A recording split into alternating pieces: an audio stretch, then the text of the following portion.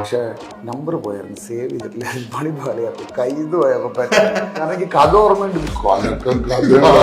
ഇതാരാ, എവിടെയാ?